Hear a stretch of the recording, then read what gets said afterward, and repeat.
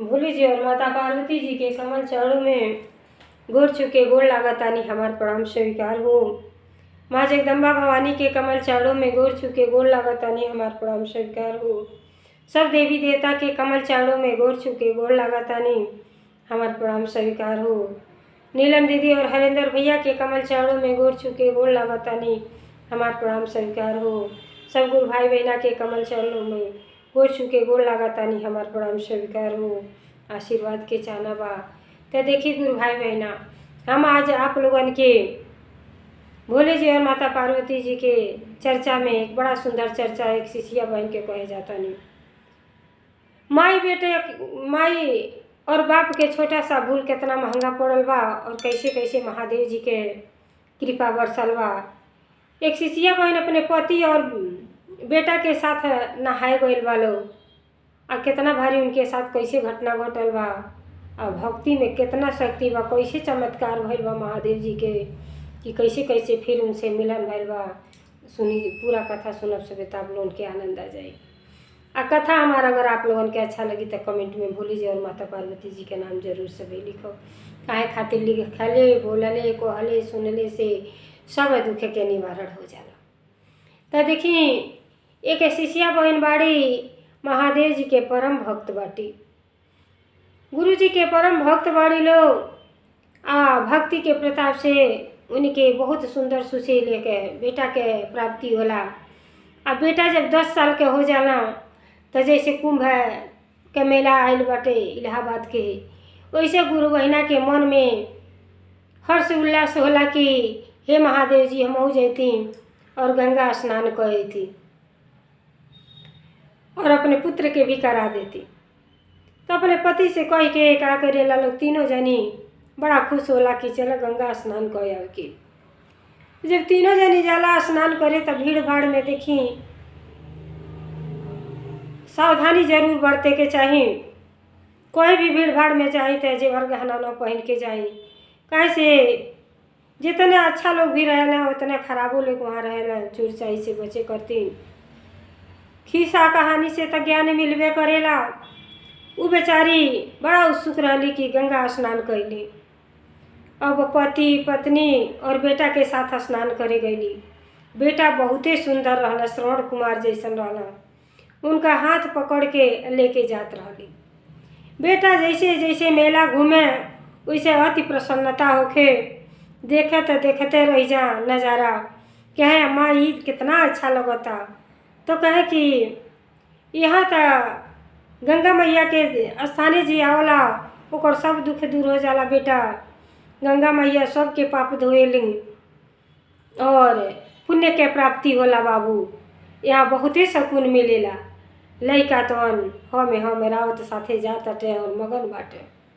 तीनों जनी अति प्रसन्नता प्राप्त कैले बा लोग। जैसे जैसे जाता लोग हर चीज़ देखाओ सुनाओ जाता लोग।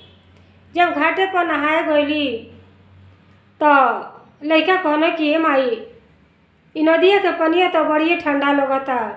कहली हाँ बाबू ये पानी स्वच्छ निर्मल है और ठंडा ऐसे बाकी गंगा मैया के पानी है, में नहाल जाला। बड़े प्रेम भाव से बुड़की मार के स्नान कैली। अब बुड़की मार के स्नान कैले के बाद जैसे बाहर निकलली और जब जाता रही बस वही भीड़ी में हाथ माई के छूट जाता लइका से, और लइका जो है गुम हो जाता टे। अब जनते बड़ी माई बाप के औलाद संतान कितना कीमती चीज़ होला कि हर वक्त माई बाप के दिल में यह रहेला कि हमारा के कुछ हो जाए लेकिन हमरे बच्चन के कुछ ना होके। इतना तेज भीड़ उमड़ल कि वही भीड़ में लइका के हाथ छूट गई। जब लइका के हाथ छूट गए तो माई बाप लोग न चिल्लाए कि बेटा श्रवण बेटा कहाँ हो बाटो कहाँ बाटो। लगल लोग घाटे पे खोजे। अब खोजता लोग, हाथ छूट गए बेचारा बिला गई ना। जब बिला गई ना तो रो रो के माई के बुरा हाल होता। माई बहुते चिल्लाताड़ी और वहाँ लइका बहुते चिल्लाता ना जाने हमार माई बाप कहाँ गई ना, हम कैसे अपने माई बाप के पास पहुँच पाई। जन है इतना खुश रहनी हई, आए यहाँ नहैले के बाद हमके दुखे दुख मिल गई। अब का करी, कैसे अपने माई बाप के पास पहुँची। लड़का फूट फूट के रोता, इधर माई बाप के बुरा हाल बा रोत रोत कि काश हम घर ही रह लाती, नहाए नहाए लाती। तो कभी भी अपने छोटाने बच्चन के लेके जाए तो सावधानी बरती, हाथ पकड़ के बढ़िया से लड़का के अपने ले जाए करी जा, काहे खातिर कि वहाँ बहुत ज़्यादा भीड़ हो जाला। अब भीड़ में अब दोनों जानी के स्नान नहीं लौकता, ना गंगा मैया लौकताड़ी, महादेव जी के शरण में गइल बलो। आ कहत का बाड़ी कि हे महादेव जी, इतना आपके भक्ति कैनी, भक्ति के प्रताप से इतना सुंदर सुशील श्रवण कुमार बेटा देनी, और वो बेटा आज हमारे गुम हो गए। हे महादेव जी, हमारे पर कृपा करी, दया करी कि हमारा बेटा मिल जा। अगर बेटा ना मिली है तो हम यही अपन दम तोड़ देव, लेकिन घरे वापस ना जाए। दुनिया समाज के लोग का कही कि अपने तो स्नान करके चलिए ना और बेटा के लोग उधरे छोड़ देना। बेचारी बहुते रोवत गावत है। तो गंगा मैया के किनारे महादेव जी के खूब सुंदर मूर्ति है, और मूर्ति के सामने जाके अपने सच्चे दिल से ब्याह करताड़ी। का कहताड़ी, हृदय में बसली राउर चरनिया, हे शिव गुरु दया बरसाई। हृदय में बसली राउर सुरतिया, हे गुरुवर दया बरसाई, दया बरसाई गुरुवर दया बरसाई। सरवन से हमारे मिलाई, हे गुरुवर दया बरसाई।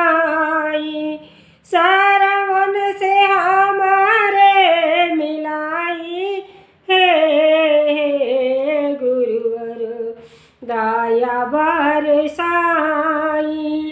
हृदय में बसली राउर सुरतिया, हे गुरुवर दया बरसाई। बेचारी रोताड़ी, मन मन विलाप करताड़ी दोनों जानी कि हे महादेव जी, अगर सच्चे दिल से भक्ति भाव कैले बानी तो हमरा पर दया बरसाई। हे महादेव जी, हमरे अचरा के फूल वापस करी, हमरे श्रवण कुमार से मिला दी। लड़का के नाम श्रवण रहल। अब बेचारी फूट फूट के रोताड़ी, कहताड़ी कि अगर हमार श्रवण ना मिली तो हमन के दोनों जानी अपन यही जान दे के चल जाई। आया पर से विश्वास से सबके उठे जाई। तब तक देखी महादेव जी के कृपा, महादेव जी साधु के रूप बना के और वही साधु संत के बीचे लड़का चिल्ला चिल्ला के रोवत आना, और महादेव जी साक्षात अपने गोल बाटी और लड़का के कोरा में उठा ले आए। कहता नहीं कि बालक काहे करती रोवताड़ा, का बात हो, का तुहार हेरा गइल। कहला कि तू डेरा मत, हमसे बताओ, हम वो चीज़ तो के दिलाई। कहला कि बाबा हमार जौन है, हमार माई बाप जौन है साथे आइल और गंगा स्नान कैनी तो बहुत अच्छा लगल हमके, लेकिन गंगा स्नान के बाद हमार माई बाप के साथ छूट गई। हम कैसे अपने माई बाप के पास जाए। हमें यही खातिर के रोवतानी, अपनी माई बाप खातिर रोवतानी। बाबा कहनी, महादेव जी साधु के रूप में जाके वो लड़का के आंसू पोछनी और कहनी कि ये बेटा तू रोवा ना, अला कुछ प्रसाद खा ला, अपने भूख मिटा ला, और तुम्हारे माई बाप से हम वादा करते हैं कि हम मेरा आयु। तो साधु बाबा का कहनी, अब पुलिस से सहारा लेनी, कहनी कि जाके अलाउंस कह दो कि एक 10 साल का लड़का श्रवण नाम बता रहल बाटे और गुम हो गई बाटे, और जहाँ भी इनका माई बाप होके वो मिलने की कोशिश करे। जाके बार बार जब अलाउंस करावे लगनी बाबा, तब माई जब सुनली तो चकित होके चारों ओर घूम घूम के ताकत अड़ी कि बेटा हमार कहाँ बाना, बेटा हमार कहाँ बाना। तो सबसे पूछा तो बेचारी वहाँ जहाँ अलाउंस होला वहाँ पहुँच गईली। जब वहाँ गईली तो बेचारी इतना रोवताड़ी कहताड़ी कि अगर हमार पुत्र ना मिलिया तो आज हम ये गंगा जी में कूद के जान दे दे, लेकिन घरे वापस ना जाई। बेटा तो हमार जान रहला और जान के साथ छूट गई तो ये शरीर के कौन काम बा। तब तक देखी महादेव जी के कृपा जब एकदम निराश हो गए लोग, तब तो महादेव जी साधु के रूप में लड़का के ले जाके प्रकट कैली।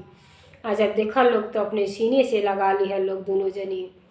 तो और जब सीने से लगा लिया लोग, जब आँख खोला था लोग तो देखा था तो केहू न साधु न संत केहू ना। कहता लोग कि बाबू तू कहाँ रहला ह, कौने हाल में रहला ह, कब से हम खोजतानी बेटा हमार जान, आ तू किस हाल में रहला, कैसे तुम्हारे पास पहुँचेला। बेटा कहला कि माई हम घाटे पर चिल्लात रहनी, जब तू लोग ना मिल एक साधु बाबा आइली। उ साधु बाबा हमके कोरा में ले लेनी और कोरा में लेके प्रसाद खियौली और कहली कि बेटा हम तुम्हारे माई बाप से मिलाई। और वही साधु बाबा ले आके तोहन के पास तक छोड़ के गईली आई, तोहन के पास तक यहीं तर रहने आई। और जब चारों ओर लोग ढूंढाता खोजाता तो बाबा जी तो अंतर ध्यान हो गईली। अब समझ गए लोग कि भक्ति में कितना शक्ति बा, कि महादेव जी स्वयं जाके उनके बेटा के रक्षा कैली और माई बेटा के फिर से मिला देनी। तो देखी कभी भी मेला हटिया जाए जा तो अपने लड़का के जरूर लड़कन पर ध्यान दें और लड़का के अकेला कबो ना छोड़ी। वही दिन से उनके ज्ञान हो गई कि भक्ति में बहुते शक्ति है। महादेव जी के नज़र हर तरफ रहेला, कहाँ अच्छा होता कहाँ बुरा तो होता सबके देखिला। चाहे हम कितना लाख कोशिश करी छिपौले के, लेकिन महादेव जी से कुछ ना छिपल बा। तो देखी बेचारी के पुत्र के पा के बड़ा खुशी जाहिर कैली और वहीं से अपने बेटा के घरे जब लेके अली तो अपने घर में खूब सुंदर महादेव जी के चर्चा करौली और कहली कि हे महादेव जी अब आइंदा ऐसा गलती ना होई। अपने पुत्र के जब ले जाए तो स्वयं हमारे कर्तव्य बनला कि ओकर रक्षा करी। और महादेव जी के साथे रहबे कैली। हे महादेव जी ऐसे हमारे पुत्र के रक्षा हर हमेशा करत रहो। हे महादेव जी आपके कमल चरणों में कोटि कोटि प्रणाम बा। दोनों जने बड़ा सुंदर चर्चा भजन कीर्तन के साथ महादेव जी के चर्चा घर में कराओ लो और प्रसाद बांटल लो और खुशहाल होके रहे लगन लोग। जौन माई बाप इतना निराश हो गए ना कि अपन जान देवे करतीन भी हाजिर हो गए ना, लेकिन महादेव जी कैसे तीनों जनी के जान बचा देनी। तो देव महादेव में बहुते शक्ति बा। एक बार गुरु बना के तो देख ली। जैसे वो गुरु बहिना पर महादेव जी के कृपा भइल, वैसे महादेव जी के कृपा हर घर में हर शिष्या बहन पर बनल है। हर हर महादेव, घर घर महादेव। भोलेनाथ की जय, सच्चे दरबार की जय, 33 करोड़ देवता की जय।